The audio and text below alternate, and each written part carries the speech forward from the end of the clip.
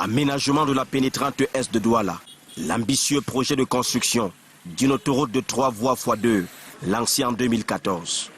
8 ans plus tard, c'est la déception. On n'avance pas vraiment. Ils ont commencé, ils ont laissé.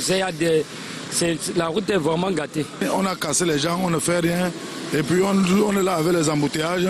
Parfois le matin ici c'est très grave. En 8 ans, Razel Fayat, White, CRCC 14, McGill, 3 entreprises, maîtres d'œuvre et presque le même cahier de charges. Et derrière leur passage, ces tranchées sur ce linéaire en terre sont restées un piège pour les automobilistes. De l'autre côté, quand il y a un peu d'embouteillage, les voitures se retrouvent dans le ravin qu'ils ont creusé il y a longtemps sans jamais rembler.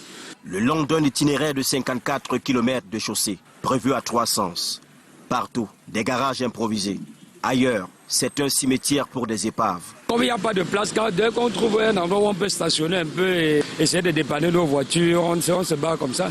Le chantier inachevé a poussé des comptoirs, jadis déguerpis, à la multiplication. On s'est rendu compte que le site est resté vide, les herbes ont poussé et puis nous on a continué à souffrir. Là où on était obligé de regagner le site. Ironique, dans la rue, les délais révolus font douter de l'aboutissement du projet.